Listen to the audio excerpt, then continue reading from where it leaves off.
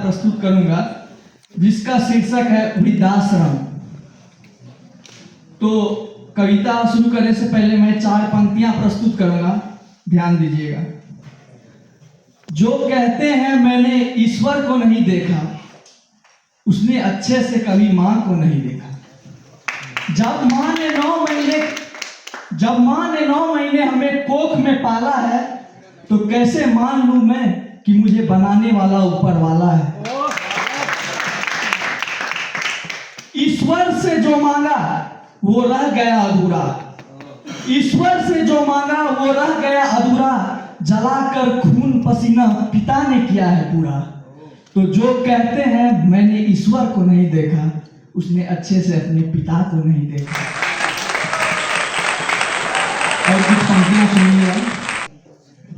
माँ बाप के आगे फीकी दुनिया की सारी दौलत है, माँ बाप के आगे फीकी दुनिया की सारी दौलत है। ये वर्दी, ये गद्दी, ये काया तो सब उनकी बदौलत है। तेरे चेहरे, आंखों, शरीर के हर एक अंग पर बयां है। तेरे चेहरे, आंखों, शरीर के हर एक अंग पर बयां है। मां और पिता के वजूद के बिना तेरी अस्तित्व ही क्या है।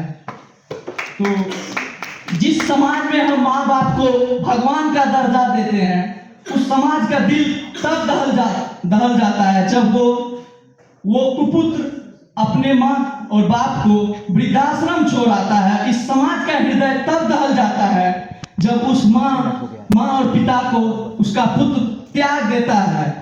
तो मेरी कविता इसी कुरीति के ऊपर है जिसका शीर्षक है वृद्धाश्रम। तो कविता इस प्रकार है। क्या तुम्हें नहीं आई शर्म, क्यों छोड़ दिया उनको वृद्धाश्रम। मुझे समझ नहीं आ रहा तूने कार्य ऐसा क्यों हीन किया। जिसने सहारा दिया बचपन में, बुढ़ापे में सहारा क्यों छीन लिया।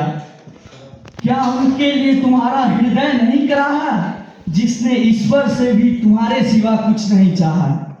रक्त जला के जिस पिता ने सींचा तुमको, रक्त जला के जिस पिता ने सींचा तुमको, रक्त देने के समय कैसे भूल गए उनको। कैसे भूल गए पिता के महत्व को, कैसे भूल गए पिता के महत्व को। कैसे भूल गए माँ के ममत्व को, कैसे भूल गए माँ के लगाए काजल को। कैसे भूल गए माँ के आंचल को। तुमने अपने हरकत से पूरे समाज का दिल झकझोर दिया, तुमने अपने हरकत से पूरे समाज का दिल झकझोर दिया। चलना सिखाया जिसने उनके ना चलने की उम्र में, कैसे उनसे मुंह मोड़ लिया, कैसे उनसे मुंह मोड़ लिया। जिसने पाल कर तुमको बड़ा बनाया, तुमने उनको मूर्ख बहुत बड़ा बनाया।